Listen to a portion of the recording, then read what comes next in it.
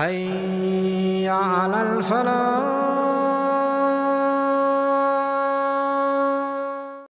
அல்லாஹ்வுடைய தூதர் முஹம்மது ரசூலுல்லாஹ் ஸல்லல்லாஹு அலைஹி வஸல்லம் அவர்கள் சொன்னார்கள், நீங்கள் மரணமானவர்களை அடக்கம் செய்ய மாட்டீர்கள் என்ற பயமில்லை என்றால், கொஞ்சம் இந்த ஹதீஸை கேளுங்கள், மரணமானவர்களை நீங்கள் கபருக்கு சென்று அடக்க மாட்டீர்கள் என்ற பயமில்லை என்றால் கபருடைய வேதனையை நான் கேட்பது போன்று நீங்களும் கேட்க வேண்டும் என்று அல்லாஹ்விடத்திலே பிரார்த்தனை செய்திருப்பேன்.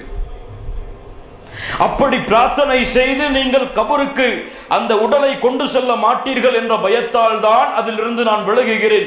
அப்படிப்பட்ட பயமில்லை என்றால் அல்லாஹ்விடத்தில் அந்த பிரார்த்தனையை கேட்டுக்கொள்வேன். அல்லாஹ்வுடைய தூதர் ஸல்லல்லாஹு அலைஹி வஸல்லம் இதை கூறிவிட்டு சொன்னார்கள், தஅவ்வது பில்லாஹி மின் அஸாபில் கபர். கபருடைய வேதனையிலிருந்து அல்லாஹ்விடத்திலே பாதுகாப்பை தேடிக் கொள்ளுங்கள். முஹம்மது ரசூலுல்லாஹ் ஸல்லல்லாஹு அலைஹி வஸல்லம் தங்களுடைய வாழ்க்கையில் தொழுகையை எந்த வக்திலும் முடிக்க மாட்டார்கள் இந்த துஆவை ஓதாமல். அல்லாஹும்ம இன்னி அஊது பிக மின் அஸாபில் கபர். முஹம்மது ரசூலுல்லாஹ், யா அல்லாஹ், என்னை கபருடைய வேதனையிலிருந்து பாதுகாத்து விடு யா அல்லாஹ். யாருக்கு பயம் இருக்கிறது? மன்னரையின் வாழ்க்கை, தனிமையின் வாழ்க்கை, இருளின் வாழ்க்கை. யாரும் துணைக்கு வர முடியாது, மனைவி என்னோடு வர முடியாது, பிள்ளை என்னோடு வர முடியாது, பெற்றோர்கள் என்னோடு வர முடியாது, என் செல்வம் என்னோடு வராது.